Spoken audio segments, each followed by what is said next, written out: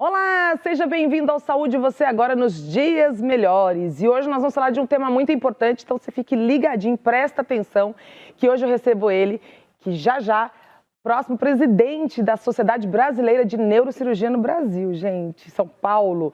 E também, atualmente, professor de Neurocirurgia da USP, doutor professor Eberval Gadelha Figueiredo. Doutor, o senhor tem tanto título que até para te apresentar fica longo. Tudo bem, doutor? Tudo bem, prazer estar aqui. Presidente da Sociedade Brasileira de Neurocirurgia? Assumo em janeiro. Assume em janeiro. Parabéns. Doutor, nós vamos falar de um tema que muita gente fala e eu acho que atinge milhares de pessoas, que é a hérnia de disco. As pessoas querem saber o que é a hérnia de disco primeiro, né? Para entender o que é hérnia de disco, nós temos que entender primeiro o que é a coluna vertebral. A coluna vertebral é o eixo de sustentação do nosso corpo. Como se fosse, o nosso corpo é como se fosse um edifício e a coluna fosse o eixo de sustentação. Então a coluna é composta por ossos, que são as vértebras, e entre uma vértebra e outra existe uma cartilagem chamada disco intervertebral. E a hérnia de disco ocorre quando esse disco intervertebral ele sai do lugar dele natural, que é entre uma vértebra e outra, e comprime uma raiz ou eventualmente até a medula espinal, causando um problema neurológico. Onde pode ocorrer a hérnia? A hérnia pode ocorrer, em teoria, em qualquer lugar da coluna. Qualquer lugar? A coluna cervical, a coluna torácica, a coluna lombar. Não é só na lombar, então? Hérnia de disco, lombar? Não, é mais comum na lombar, porque justamente o final da coluna, é onde a coluna está submetida a uma carga maior. Mas ela pode originar em qualquer lugar, mas é mais comum, claro, na coluna lombar. Doutora, ontem eu estava com dor nas costas. Como eu sei que não é hérnia de disco? Porque a gente sente aquela dor na lombar e já começa a pensar que tem problema na coluna. A hérnia de disco ela pode se iniciar como uma dor lombar, mas ela caracteristicamente, além da dor lombar, apresenta uma dor que se irradia para a perna ou para o braço, dependendo da localização. Mas, por exemplo, uma hérnia de disco lombar, uma dor se irradia para a perna, podendo alcançar até o pé, até a ponta do dedo, até o calcanhar, aí depende da localização ao longo da coluna lombar. Tá? Mas tem para que seja a clínica característica da hérnia de disco, precisa, além da dor lombar, ter uma dor na perna também. Ah, então tem que... eu não estava com dor na perna, eu estava com dor lombar. A lombalgia mecânica é muito comum por uma questão de postura, uma questão muscular e tudo mais, né? Agora, me diz uma coisa, a gente sabe que em muitos casos a cirurgia, o problema da coluna ele pode se levar a uma cirurgia, mas ainda existe, por exemplo, tratamento clínico para um caso leve, ou sempre tem que ir para a cirurgia? 90% das hérnias de disco se resolvem sem cirurgia. 90%? Então, 90%. Nós operamos a 10% dos casos em que o tratamento falha. Então, a primeira opção é sempre o tratamento clínico, que é o tratamento com remédio, com fisioterapia, com exercício, hidroginástica, etc. Quando o tratamento não é capaz de aliviar a dor, ou quando aparece algum outro sintoma neurológico, aí a cirurgia está indicada.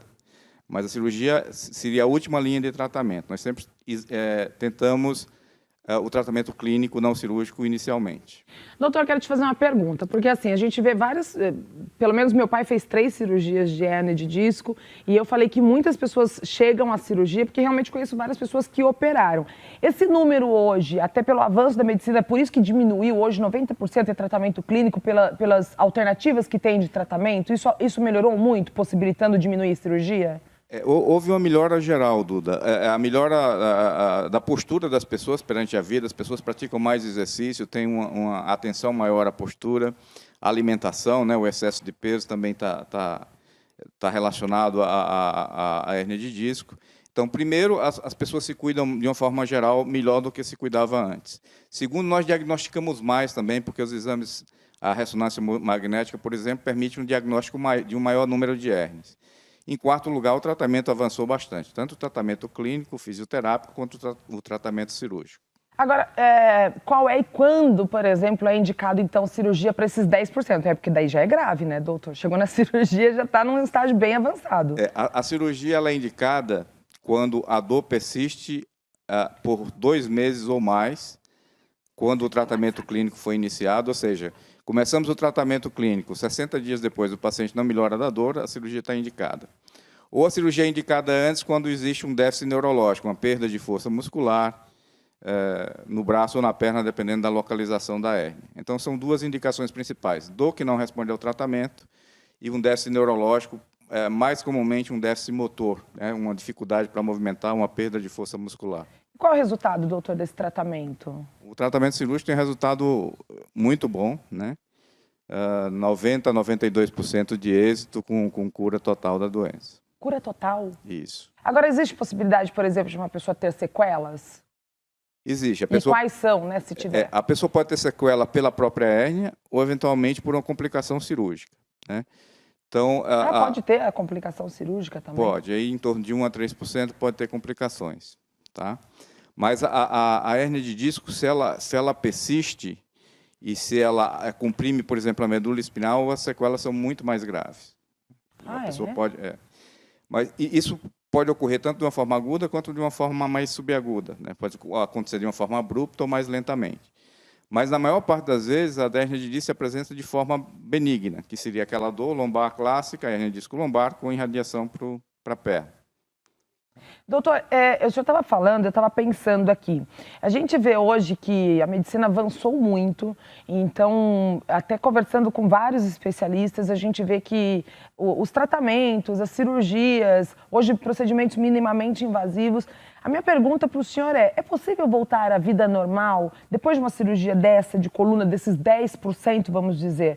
Primeira pergunta é se é possível voltar à vida normal, mas entendendo também uma pessoa que tem uma vida esportiva, por exemplo. Essa pessoa consegue retomar?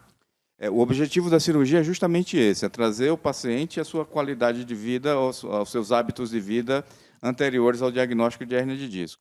Então, com esses métodos menos invasivos, onde se consegue retirar menos estrutura óssea, a pessoa pode voltar às suas atividades perfeitamente, sem nenhum tipo de problema. Exercícios físicos. Hoje a gente vê, eu estou aproveitando, a gente está falando com o presidente, futuro presidente da Sociedade Brasileira, a gente tem que aproveitar e fazer pergunta. Doutor, a gente vê que hoje as pessoas praticam muitos exercícios assim por vontade própria. Eu vou começar a correr, sai correndo. Eu vou fazer ginástica. A pessoa pode lesionar ou piorar uma hérnia de disco dependendo do tipo de exercício? Por exemplo, uma corrida pode piorar uma hérnia de disco? Ou ocasionar um problema na coluna? Pode. Se a pessoa faz exercício físico sem orientação, ela pode, como sequela, ter uma dor muscular, mais comumente uma lombalgia, uma dor nas costas, na região baixa da coluna, e pode, eventualmente, existem as chamadas hérnias de disco traumáticas, que aparecem depois de exercícios físicos não muito adequados ou depois de traumas, né, de acidentes automobilísticos, etc. Sim. E o exercício é importante também na recuperação do paciente com hérnia de disco, né? Porque o paciente que é operado ou que é tratado de hérnia de disco, antigamente se deixava em repouso absoluto, o paciente não podia andar, não podia... Isso hoje em dia não é mais verdade. O paciente com hérnia de disco, operado ou não, a gente orienta que ele faça alguma atividade física.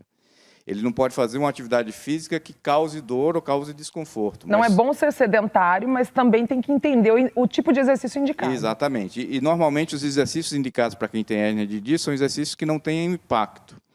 São aqueles exercícios dentro d'água, natação, hidroginástica, etc. Ou mesmo bicicleta. Bicicleta ergométrica é uma boa alternativa para pessoas que têm hérnia de disco. Doutor, tem uma pergunta que eu quero fazer. Até ontem eu estava acompanhando algumas informações, que é sobre a telemedicina.